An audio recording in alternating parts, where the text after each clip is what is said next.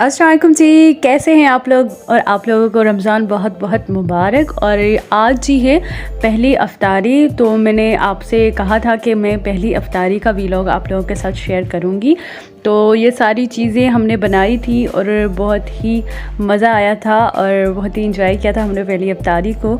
और सारी वीडियो आप कंप्लीट देखिएगा। तो चलें इस वीडियो को करते हैं स्टार्ट।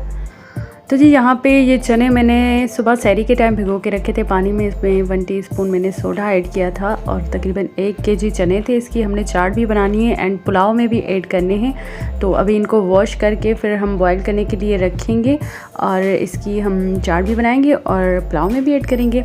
यहाँ पे जी मैं चाट के लिए चटनी बना रही थी, पुदीने की चटनी। खैर पुदीना तो इस टाइम मेरे पास नहीं था तो मैंने मिंट की चटनी बना दी। तो आप मिंट से भी चटनी बना सकते हैं, धनिया से, ग्रीन धनिया जो आता है, कुछ भी ऐड कर सकते हैं। मैं हमेशा डिफरेंट चटनियाँ बनाती हूँ जो चीज़ें अवेलेबल होती हैं। ठीक है जी, इस चटनी की रेसिपी मैंने आप लोगों के साथ शेयर की हुई है, नीचे डिस्क्रिप्शन बॉक्स में उसकी लिंक है। तो मैं ऐसे ही इमली का पानी ऐड नहीं करती चाट में। चटनी ऐड करेंगे ना, उससे क्या होगा कि आपकी चाट में फ़्लेवर आएगा। और यहाँ पे मैंने खीरा भी ऐड किया है, खीरे से भी बहुत ही अच्छा फ्लेवर आता है चाट में। ख़ासकर आप जो चाट बना रहे हैं, जो ड्राई चाट है जिसमें इतनी ज़्यादा चटनियाँ ये कुछ नहीं है, ड्राई चाट जो बनती है, आगे चल के आपको मैं दिखाती हूँ कि मैं कौन सी चाट की बात कर रही हूँ। यहाँ पे 1 टीस्पून हमने इसमें ऑयल ऐड किया, ज़ीरा ऐड किया और अब हम इसको भूनेंगे। मतलब चनों को ना हम ऑयल और इस ज़ीरे वाले ऑयल में भूनेंगे। मुझे ये वाली चाट बहुत ज़्यादा पसंद है और बहुत ही मज़े की बनती हैं। अब हमने सारे जो मसाले ना वो भी इसमें ऐड करना। अभी मैं कनौर क्यूब ऐड कर रही हूँ। सारे मसाले इसमें ऐड करेंगे ना, फिर उसको भूनेंगे अच्छे तरीके ताकि सारे मसाले इसमें लग जाएं। Coriander powder, red chilli powder, हल्दी पाउडर, उसके अलावा चाट मसाला, ये सारे मसाले हमने इसमें ऐड करने। उसके बाद हम इसमें वेजिटेबल्स ऐड करेंगे।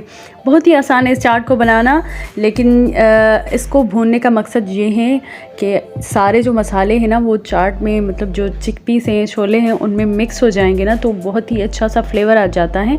तो इसको हमने तकरीबन 10 मिनट भूनना है छोलों को ना। ठीक है जी, तो 10 मिनट हो चुके थे, अभी आप देख लें। और अब हम इसमें चटनी ऐड करेंगे जो कि हमने पुदीने की बनाई हुई थी, पुदीने की नहीं, जो कि हमने मिंट की बनाई हुई थी, बिकॉज़ पुदीना उस टाइम मेरे पास अवेलेबल नहीं था। ठीक है जी, तो इसको हमने अच्छे तरीके से मिक्स करना है। ऐसे भी आप इमली का पानी ऐड कर सकते हैं, लेकिन उससे वो वाला मज़ा नहीं आता ना चाट में। तो आप कभी इस तरीके से ट्राई करके देखिएगा, बहुत ही मज़े की चाट बनती है आपकी। यहाँ पे मैंने आलू भी ऐड करने हैं, लेकिन मैं पहले अपने लिए चाट निकालूंगी बिकॉज़ आलू मुझे नहीं खाने चाट में।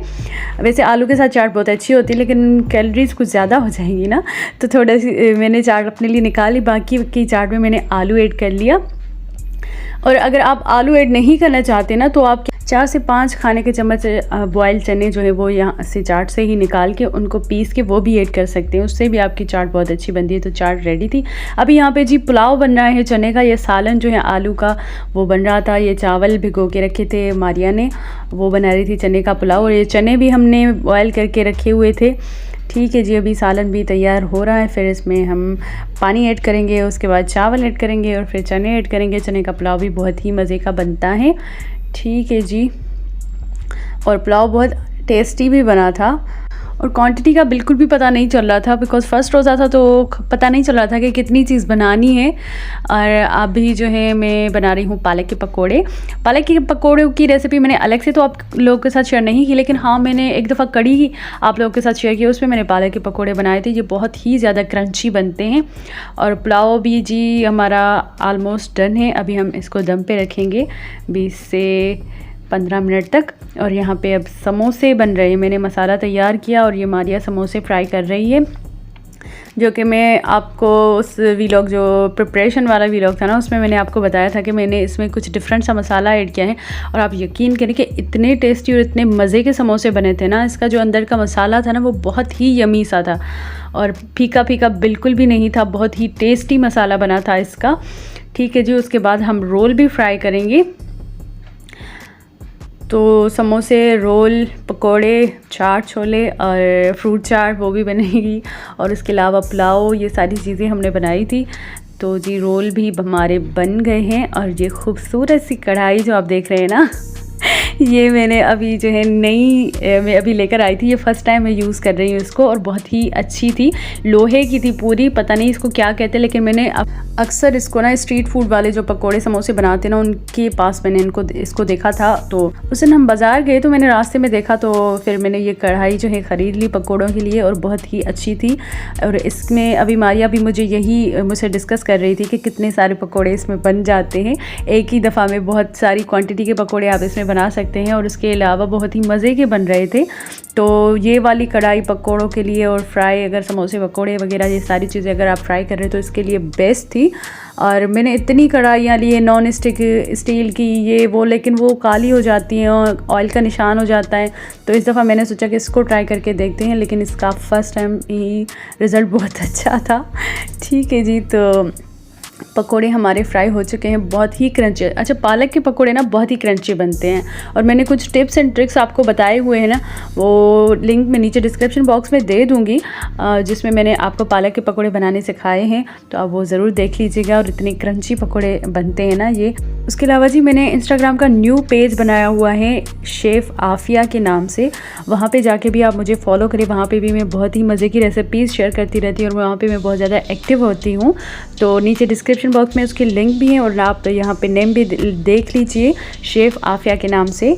ठीक है जी, तो वहाँ पे ज़रूर फॉलो कीजिएगा। ये फ्रूट चाट भी अम्मी बना रही थी, तो यहाँ पे फ्रूट चाट बन रहा है। ये आई थिंक एप्पल है और बनाना, और अब जी इसमें जाएगा ये वाइट मेलन, और उसके अलावा चीकू, इसको भी हमने बारीक सा काट लिया था।